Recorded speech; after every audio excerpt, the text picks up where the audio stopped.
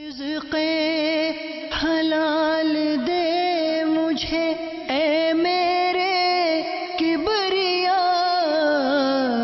دیتا ہوں تجھ کو واسطہ تیرے حبیب کا، دیتا ہوں تجھ کو واسطہ تیرے حبیب کا۔ الحمدللہ رب العالمین والصلاة والسلام علی سید المرسلین، اما بعد فاعوذ باللہ من الشیطان الرجیم، بسم اللہ الرحمن الرحیم۔ الصلاة والسلام علیک یا رسول اللہ وعلی آلک واصحابک یا حبیب اللہ۔ الصلاة والسلام علیک یا نبی اللہ وعلی آلک واصحابک یا نور اللہ۔ مدنی چینل کے ناظرین، سلسلہ احکام تجارت کے ساتھ حاضر ہیں۔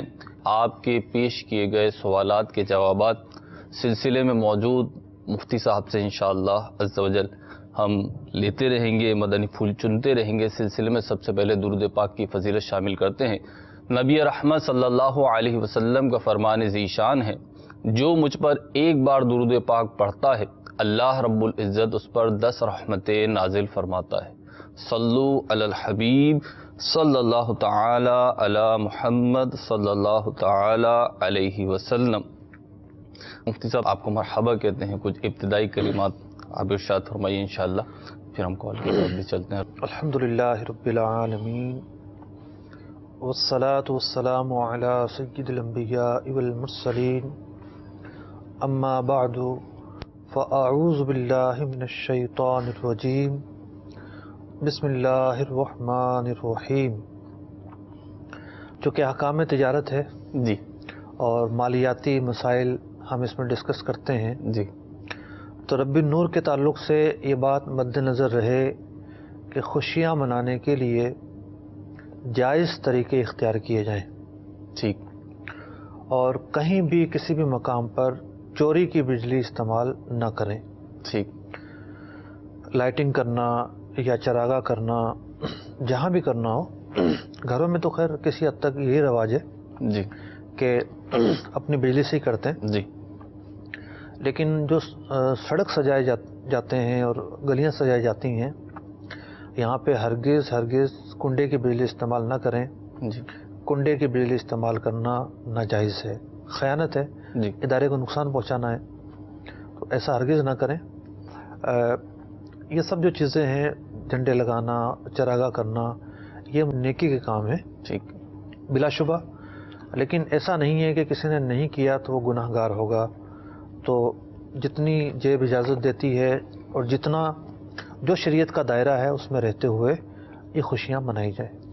مدنی چینل کے ناظرین کے لیے یہ بات امید ہے کہ مدنی مذاکرے میں آئے گی، لیکن ہمارے مدنی مرکز فیضان مدینہ میں بھی الحمدللہ خوب چراغا ہوتا ہے، اور باوجود اس کے کہ فیضان مدینہ میں بجلی کے آلریڈی الیکٹرک کے میٹرز موجود ہیں، لیکن چراغے کے لیے جداگانہ میٹر لگوایا جاتا ہے اور اس کا بل بھی ایڈوانس پے کیا جاتا ہے۔ اور اس کے ساتھ ساتھ ایک سہولت الحمدللہ ہمارے مدنی مرکز کے تحت یہ دی گئی ہے اور دی جاتی رہی ہے پچھلے سالوں میں بھی، کہ جہاں جہاں روڈوں پر، سڑکوں پر، مسجدوں میں جو چراغے کی ترکیبیں ہوتی ہیں تو اس کے لیے میٹر، عارضی میٹر لگاتا ہے یہ ادارہ ایک، تو اس کے لیے بھی سہولت فراہم باب کی المدینہ جاتی میں ہے۔ تو یہ سہولت ہے کہ اس سے جو ہے وہ لگاتا جی، ہے، لیکن اور جگہوں پہ یہ سہولت ہے یا نہیں اس کا کچھ اندازہ نہیں ہے۔ ٹھیک، تو بہرحال جہاں پہ بھی چراغا کریں، جیسے مفتی صاحب نے فرمایا کہ بجلی چوری کی استعمال نہ کریں، بلکہ اپنے ذاتی میٹر سے جو بھی ترکیب بن سکتی ہے اس کی، اس کے ساتھ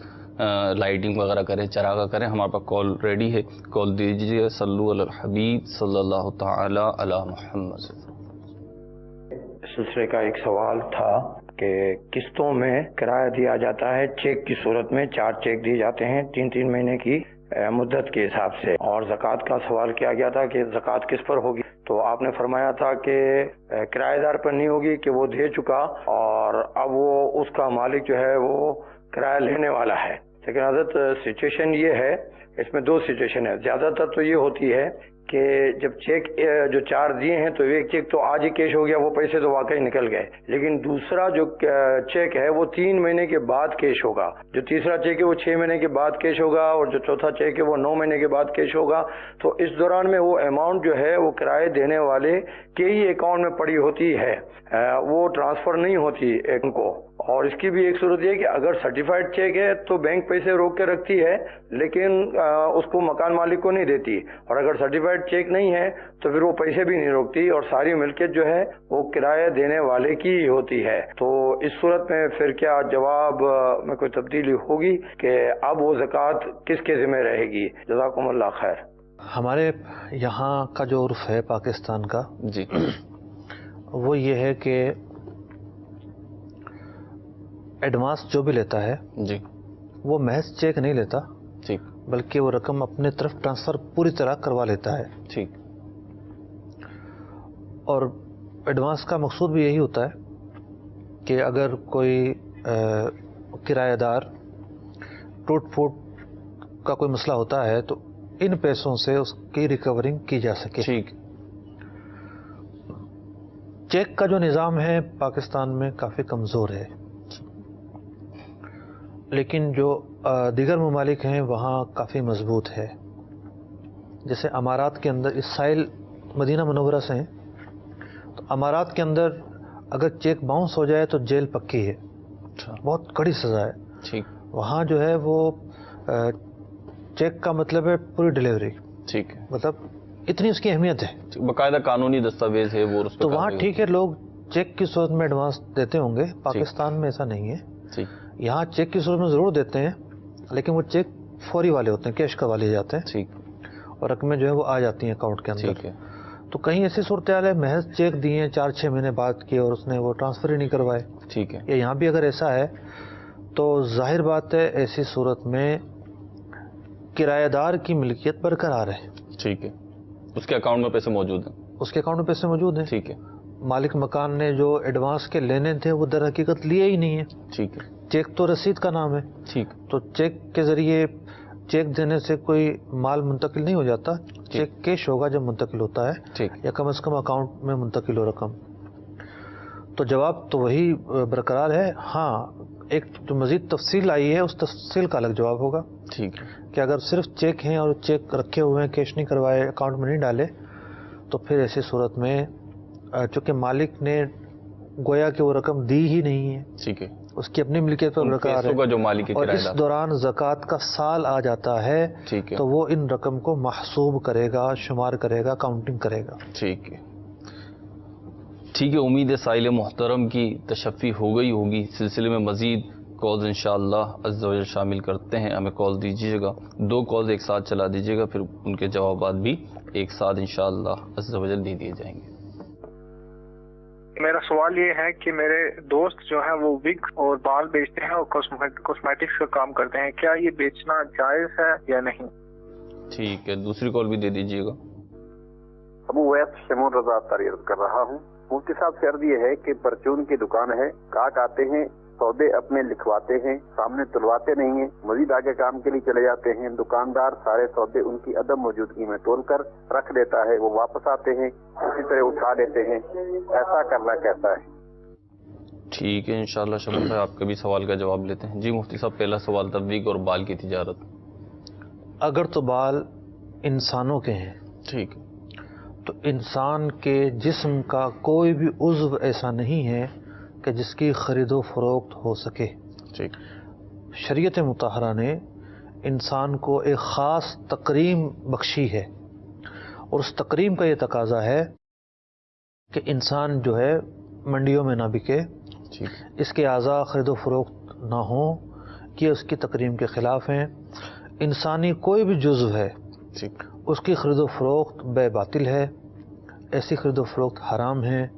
تو اگر تو وگ انسانی والوں سے بنے ہوئے ہیں تو وہ ناجائز ہیں، ان کی خرید و فروخت کرنا، ان کا استعمال کرنا، ٹھیک، وہ بھی ناجائز ہے. ٹھیک، اور اگر انسانی بال نہیں، آرٹیفیشل دھاگے ہیں، ٹھیک ہے، تو اگر کوئی ضرورت ہے تو استعمال کیا جا سکتا ہے. مثال کے طور پر خواتین اگر کسی تقریب وغیرہ کے موقع پر بال گھنے کرنے کے لیے لگاتی ہیں، جی، اور وہ انسانی بال نہیں ہے ٹھیک ہے، تو کوئی ممانعت نہیں ہے. ٹھیک ہے.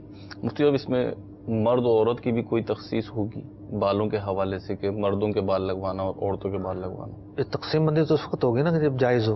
ٹھیک ہے. جب نہیں دھاگے یا مصنوعی بال جو ہیں اس کی وگ مردوں کو بھی لگانا درست ہوگی اور عورتوں کو بھی؟ دیکھیں مقاصد دیکھے جاتے ہیں کہ مقاصد کیا ہیں. تو میں نے عرض کیا ہے کہ وہ ایک خوبصورتی کے لیے لگائے جاتے ہیں. ٹھیک ہے. اور کوئی تغیر خلق اللہ کا معاملہ بھی نہیں ہے وہاں پر. ٹھیک ہے. تو اس کی گنجائش موجود ہے. ٹھیک ہے. اگر مردوں کے تعلق سے بھی کوئی ضرورت کا ایسا پہلو ہے تو اس پر بھی نظر کی جا سکتی ہے. ٹھیک ہے. مفتی صاحب آپ نے فرمایا کہ انسانی جسم کے کسی بھی عضو کی خرید و فروخت نہیں ہو سکتی، لیکن ہم معاشرے میں دیکھتے ہیں، سنتے ہیں، خبریں آتی ہیں کہ خون اور بالخصوص گردے جو ہیں یہ بہت بیچے جاتے ہیں. بالخصوص ہمارے جنوبی پنجاب سائڈ پہ باقاعدہ اس کا بہت واویلا مچا تھا کہ انسانی گردے دیکھیں وہ جو بیچے جاتے ہیں وہ تو دوہرا تہرا جو ہے وہ ظلم ہے. ٹھیک. مزدوروں کو، دیہاتیوں کو اٹھا کر لایا جاتا ہے یا انہیں بہلایا پھسلایا جاتا ہے، یا ایک مریض جو کسی عام مرض میں گیا ہے اور وہ ہتھے چڑھ گیا، جی، دھوکے سے اس کی اطلاع کے بغیر ہی یہ کام کر دیا جاتا ہے. جی. یا کچھ لوگ کسی بڑے آدمی کے قرض دار ہوتے ہیں، وہ انہیں مجبور کرتا ہے کہ اپنا گردہ بیچ کر رقم کی ادائیگی کرو. ٹھیک. تو نہیں بک سکتا، انسان کے جسم کا کوئی بھی عضو نہیں بک سکتا. ایسا کرنا انسانی تکریم کے خلاف ہے. جی ماشاء اللہ. اس سے دوسرا جو سوال تھا خون کا جہاں تک معاملہ ہے تو خون میں اب دو کیٹیگری ہیں کہ ویسے تو جو بلڈ بینک والے ہیں وہ یہی کہتے ہیں، یعنی ایک تو ہے خون، انتقال خون. جی. تو ضرورت اور حاجت شرعیہ کے موقع پر جی علماء نے انتقال خون کی اجازت دی ہے. مطلب کسی دوسرے کو، مریض کو خون کی ضرورت ہے تو اسے دے سکتے. ٹھیک. دیا جا سکتا ہے. اب آپ دیکھیں یہ جو ڈینگی وائرس ہے، ٹھیک، اتنا مطلب کہ شدید مرض ہے یہ جی، کہ صرف خون نہیں چاہیے ہوتا بلکہ سیم میچنگ کا خون چاہیے ہوتا ہے. ٹھیک ہے. پلیٹلیٹ چاہیے ہوتے ہیں یعنی زیادہ. ویسے تو میچنگ کا ہی خون چاہیے ہوتا ہے سب جگہوں پر، لیکن اس میں تو یہ ہے کہ اسی وقت لگائیں گے، اسی وقت اس سے جو ہے وائٹ سیل نکالیں گے اور اسی وقت خون ڈال دیا جاتا ہے جو بھی مرحلہ ہوتا ہے. اب اگر انتقال خون کی اجازت ہی نہ ہو تو اس کی تو جان گئی. جی. مطلب ایک بہت ہی قوی تجربات سے یہ بات ثابت جی ہوتی ہے. بڑی مقدار میں خون چاہیے ہوتا ہے. بڑی مقدار میں چاہیے ہوتا ہے. تو انتقال خون کی تو اجازت ہے، ٹھیک ہے، لیکن خون کی خرید و فروخت کرنا، پیسے لینا یہ جائز نہیں ہے. ہاسپٹلس والے جو میں نے دیکھا ہے، ایک قلیل مشاہدہ ہے میرا، کوئی زیادہ نہیں ہے، کہ وہ یہی آفر کرتے ہیں کہ آپ جو ہے وہ ایک بوتل دے دو، ایک بوتل لے لو. جی ایسے ہی کرتے ہیں عموماً، ایسے اگر وہ چینج بھی ہے تو جی، تاکہ وہ پیسے وغیرہ کا لین دین نہ ہو. جی. تو جہاں تک ممکن ہو پیسے کی لین دین سے خون میں بھی بچنا چاہیے. ٹھیک. مفتی اور دوسرا سوال تھا ہمارا کہ تول کے حوالے سے، ویٹ کے حوالے سے سامنے نہیں کرتے کسٹمر کے، یا کسٹمر چلے دیکھیں یہ دکاندار ہیں، ٹھیک ہے، اور دکاندار کا کسٹمر کے سامنے ویٹ کرنا ضروری نہیں ہے. ٹھیک. یعنی خرید و فروخت کے لیے ضروری نہیں ہے. ہاں اگر کسٹمر مطالبہ کرتا ہے تو ضروری ہے. ٹھیک ہے. تو اگر دکاندار نے اس کی غیر موجودگی میں تول کر لیا ہے جی، تو خرید و فروخت پر کی کسی شرط کا فقدان نہیں ہوا. ٹھیک. ایسا نہیں کہ خرید و فروخت کوئی شرط چھوڑ دی ہے. ٹھیک ہے. خریدنے والے پر ایک تقاضا ہے جی، کہ اس نے جو چیز لی ہے پھر اس کا وہ تول کرے. ٹھیک.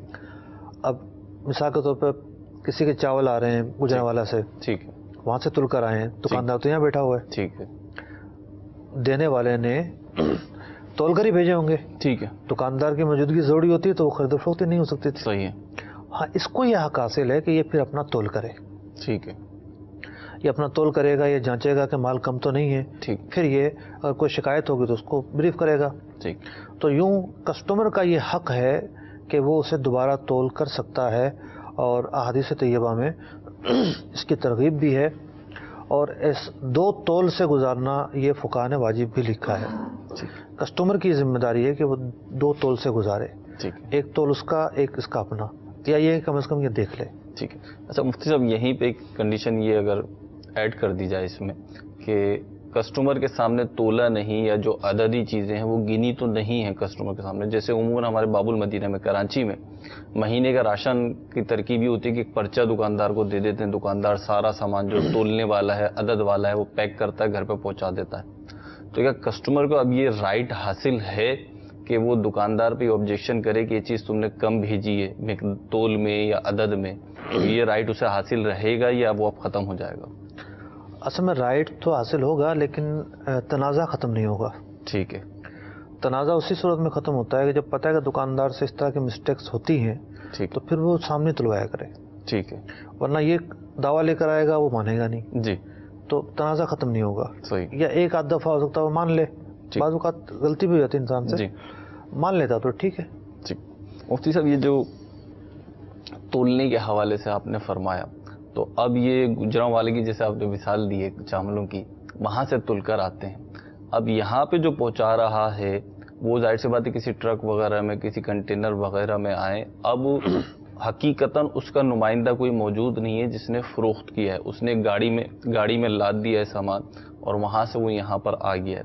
اب جب یہاں پہ تولتے ہیں تو یہاں پہ فرق آتا ہے, تو اب یہ ذمہ داری کس کی ہوگی جو کمی آ رہی ہے بالفرض, تو وہ کیا کرا جائے گا اس کا؟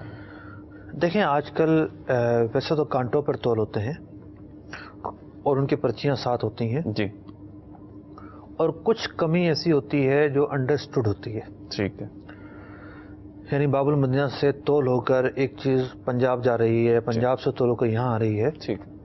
تو ہوا اور دھوپ لگنے سے اگر چاہیے کنٹینر میں مال ہو جی اس میں خشکی آتی ہے, کچھ فرق پڑتا ہے, اور کچھ نہ کچھ مال جو ہے وہ وزن کم کرتا ہے. ٹھیک ہے. تو تاجروں کا ایک عرف ہے, ان کو پتہ ہوتا ہے کہ اتنا مال تو کم ہوگا لازمی طور پر. ٹھیک ہے. ظاہر بات ہے اس پر تو ایک وہ ہوگا میچول انڈرسٹینڈنگ ہوگی, ٹھیک ہے, ایک سمجھوتا ہی ہوگا.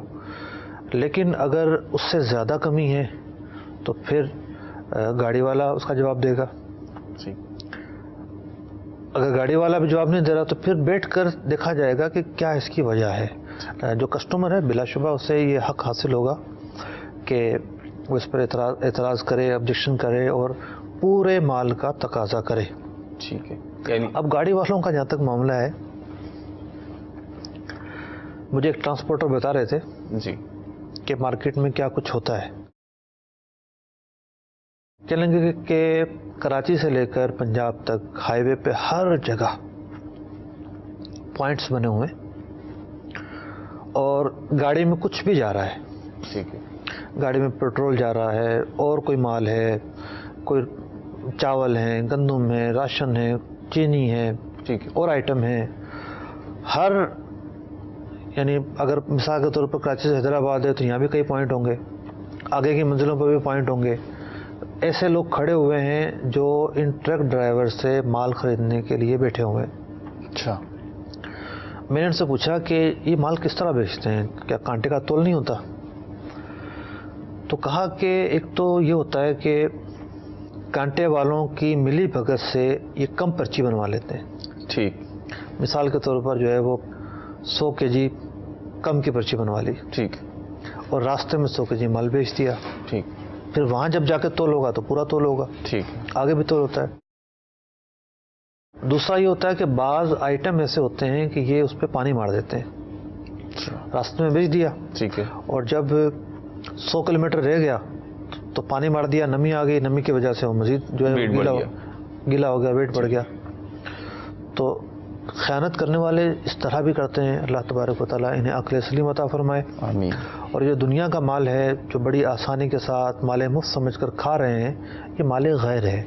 جو مالک ہے بروز قیامت وہ اس کا دعویٰ کرے گا, پھر قیامت کے دن کس سے دیا جائے گا؟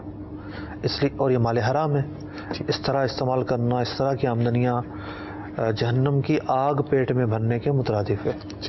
سر مفتی صاحب ویسی ایک بات عرض کر رہا ہوں, یہاں پہ ذہن میں آئی کہ جیسے آپ فرما رہے ہیں اتنا نکالا جاتا ہے, لیکن بعض لوگ نکالتے ہیں, جن لوگوں سب لوگ نہیں نکالتے. ظاہر سی بات ہے. جو مجھے بتا رہا تھا وہ بھی ایک ٹرانسپورٹر تھا جی, اور اس کے بتانے کا مقصد یہی تھا کہ ہم الحمدللہ بعض افراد ایسے کرتے ہیں. لیکن مفتی صاحب جن کا مال جا رہا ہوتا ہے باوجود کہ ان کے مال میں سے تو نکالا گیا ہے, وہ بظاہر نقصان ہوا ہے, لیکن دنیاوی اعتبار سے بھی ہم دیکھیں تو وہ ماشاءاللہ پھل پھول رہے ہوتے ہیں اور ان کا کاروبار بڑھ ہی رہا ہوتا ہے. اس چیز سے ان کے مال میں ویسی کمی نہیں آتی کہ جو نمایاں ہو، مطلب بڑھ رہا ہوتا ہے کاروبار، بہرحال بڑھ رہا ہوتا ہے. ہم کالز مطلب یہ تو کہیں تائید تو نہیں ہو رہی کسی اور کی؟ برکت کی بات بتائی جا رہی ہے جی کہ ان کا مال جو ہے وہ خیانت کر لی گئی، اس کے باوجود بھی انہیں برکتیں ملتی ہیں. جی لیکن خائنوں کو کیا برکتیں جی ملیں؟ خائن نہیں، خائن تو ہے ہی نقصان میں، لیکن جن کا نقصان انہوں نے حقیقتاً کرنا چاہے وہ حقیقتاً نقصان میں نہیں. انہیں بعض اوقات بڑے بڑے نقصان پہنچتے ہیں، ان کو ٹھیک، آپ درست فرمائیں. بڑے بڑے نقصان پہنچتے ہیں. کالز ہیں ہمارے پاس، کالز دے دیجیے گا. میرا نام ذیشان حنیف ہے، میں وزیر آباد پنجاب سے تعلق رکھتا ہوں. سوال یہ ہے کہ ادھر لڑکے کام کرتے ہیں، مشوار بولتے ہیں ٹیکسی کا کام، یعنی جو کہ قانونی طور پہ اجازت نہیں ہے، لیکن وہ لڑکے ادھر کرتے ہیں، ہاؤس ڈرائیور کے ویزے پہ آگے وہ کام کرتے ہیں. کیا یہ کرنا جائز ہے یا نہیں؟ اسے وزیر آباد سے سوال تھا کہ ٹیکسی وغیرہ کے حوالے سے کہ اس کی اجازت تو نہیں ہے قانون، لیکن وہ چلاتے ہیں. مجھے یہ لگتا ہے کہ یہ وزیر آباد سے تعلق ضرور رکھتے ہوں گے. جی یہ ہے، لیکن وزیر آباد میں رہتے نہیں ہوں گے. مجھے بھی سوال اور وزیر آباد سے ہوئے سر. جی اب وہ ہوتا ہی ہے نا کہ یہ جہاں رہ رہے ہیں، یہ تو سمجھ رہے ہیں کہ سب کو پتہ ہے کہ یہاں رہ رہے ہیں. ٹھیک ہے. عرب ممالک میں ایسا مسئلہ درپیش ہوتا ہے ٹھیک کہ وہاں جو جس ویزے پر گیا ہوا ہے جی اسی جو اس کا ٹائٹل ہے اس میں اس کو اسی میں کام کرنا ہوتا ہے. ٹھیک ہے. اگر کوئی مالی کے ویزے پر گیا ہے تو قانون یہ کہتا ہے کہ وہ مالی ہی کے ٹائٹل پر کام کرے. ہاں یہ اس کو اجازت ہوتی ہے کہ وہ تنازل لے لے، مطلب دوسرے شعبے میں جانا چاہتا ہے تو دوسرے شعبے میں جانے کے قانونی راستے ہوتے ہیں. ٹھیک ہے. تو اب اگر کچھ لوگ جن کے پاس ٹیکسی ڈرائیونگ کا لائسنس نہیں ہے، کیونکہ پاکستان میں بھی یہ قانون ہے کہ ہر شخص ٹیکسی نہیں چلا سکتا. ٹھیک ہے. مطلب ٹیکسی ضرور چلا سکتا ہے اپنے لائسنس پر، لیکن ہر گاڑی ٹیکسی کے طور پر نہیں چل سکتی. ٹھیک ہے. تجارتی بنیادوں پہ استعمال نہیں کر سکتا. ہاں، جو پرائیویٹ گاڑی ہے جی. اس کے نمبر الگ ہوتے ہیں، جی، پبلک ٹیکسی کی جو گاڑی ہے اس کے نمبر الگ ہوتے ہیں. جی.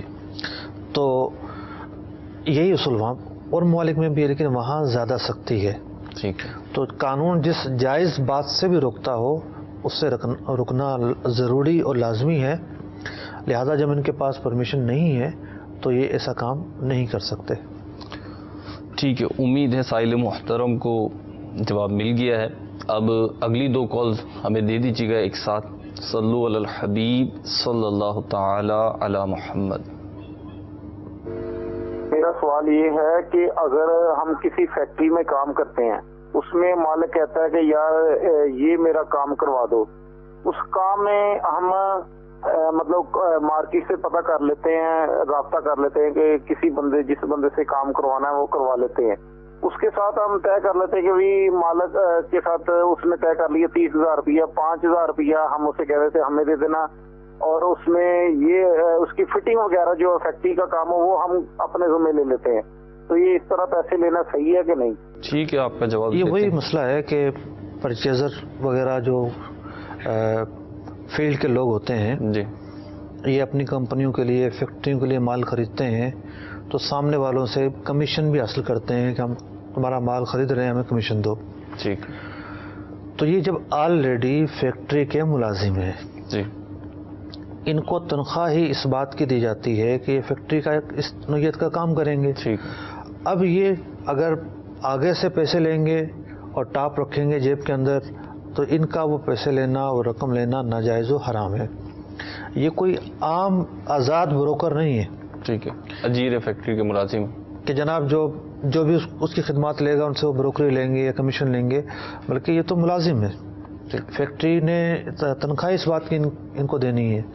تو باقی جو ان کے ذہن میں چیزیں آ رہی ہیں ان کی طرف توجہ نہ دیں، یوں کر لیں اور یوں کر لیں اور یوں کر لیں، سیدھا سیدھا ہی ناجائز کام. ٹھیک. تو راستہ اس کا کیا نکلے گا؟ دو کالز اور دے دیجیے گا ہمیں.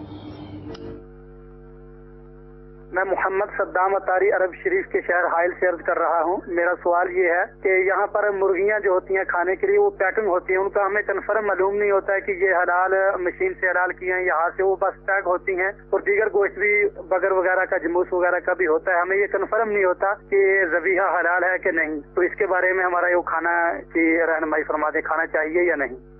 ٹھیک ہے. ایک اور کال دے دیجیے گا. طارق صاحب جی میں سرفراز بات کر رہا ہوں لاہور سے. میرا سوال یہ ہے کہ میری ایک دکان ہے, اس کے اوپر میں مکینک کا کام کرتا ہوں. اگر میں مجھ سے کوئی چیز ٹھیک کروانے کے لیے آتا ہے تو میں اگر اس کے ساتھ پیسے شیئر کر لیتا ہوں, مکا لیتا ہوں, چاہے زیادہ چاہے کم, تو کیا وہ پیسے حلال ہیں یا حرام ہے؟ ٹھیک ہے انشاءاللہ آپ کا بھی جواب شامل کرتے ہیں. جی مفتی صاحب پہلا سوال یہ تواتر سے آنے لگا ہمارے پاس یہ حلال گوشت کے حوالے سے, اسی نے یہ دیکھیے ایک تو یہ ہے کہ ان کا جی پیکنگ میں آتا ہے گوشت جی, تو عرب ممالک میں بھی بہت بڑی تعداد کے اندر برازیل وغیرہ سے مرغی آتی ہیں. ٹھیک ہے, اور وہ سستی ہوتی ہیں. ٹھیک ہے, مثال کے طور پر اگر وہ مرغی اتنی بڑی, ٹھیک ہے, 2-2.5 کلو کی, مطلب پر نکلے ہوئے ٹھیک ہے گوشت گوشت 7 ریال کی ہے, اگر یہ مارکیٹ سے خریدنے جائیں گے تو چھوٹی سی مرغی ان کو 14 ریال کی ملے گی, تو وہ سستی بھی ہوتی ہیں. اچھا, تو ہوٹلوں میں, بڑے بڑے ریسٹورنٹ میں, اور جن کی چین ہوتی ہیں ان کے اندر باہر کی مرغیاں ہی زیادہ استعمال ہوتی ہیں. ٹھیک ہے, اور ان باہر سے آنے والی مرغیوں میں سے ٹھیک ٹھاک بڑی تعداد میں جو مرغیاں ہیں وہ ہاتھ سے ذبح نہیں ہوتی ہیں, مشین سے ذبح ہوتی ہیں. اور پاک و ہند کے علماء کے جمہور علماء کا یہ موقف ہے کہ جب ہاتھ سے کوئی جانور ذبح نہ کیا جائے جی, تو وہ حلال نہیں ہوتا. مشینی جو ذبیحہ ہے وہ حلال نہیں ہے. ٹھیک, تو اگر وہ مرغیاں ایسی ہی ہیں تو ظاہر بات ان کو کھانا تو جائز نہیں ہوگا. ٹھیک ہے, لیکن اب انہیں پتہ ہی نہیں ہے. جی, تو گوشت کے اندر اصل حرمت ہے, حرام ہونا اصل ہے. ٹھیک ہے, جب تک انہیں یقین نہ ہو کہ یہ حلال ہے اس وقت تک اسے استعمال نہیں کر سکتے. دیگر اشیاء کے بارے میں اصل حلت ہے. ٹھیک ہے, اسی لیے کہا جاتا ہے گوشت جانور حلال کرنا اصل حرمت ہے, اسے حلال کیا جاتا ہے, تو اس کے حلال کا یقین ہونا ضروری ہے. ٹھیک ہے. دوسرا سوال میکینک کا تھا.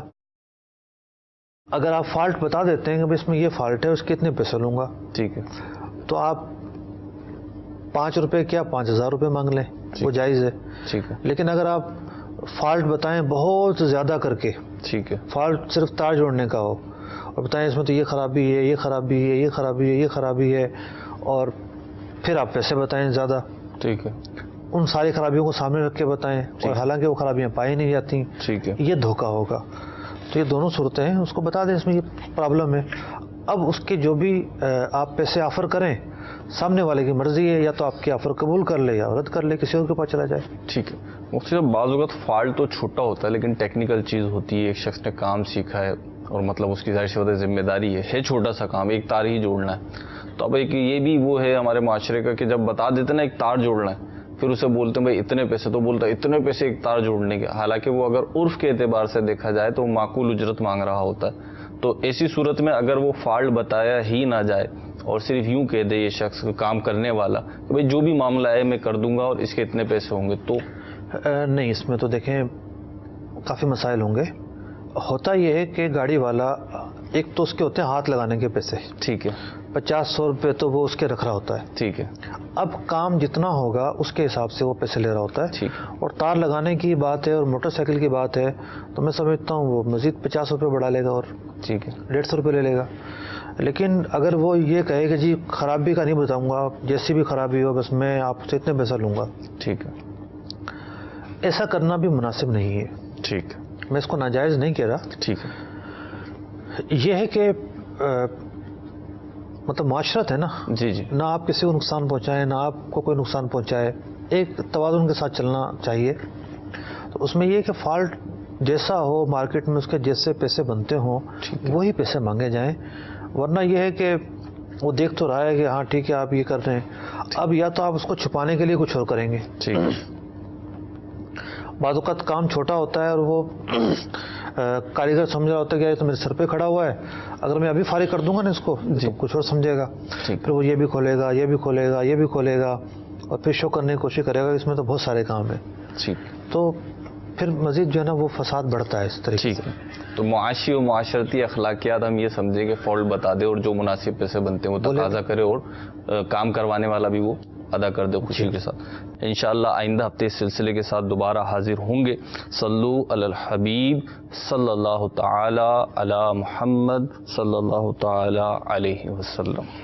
رزق حلال دے مجھے اے میرے کبریا،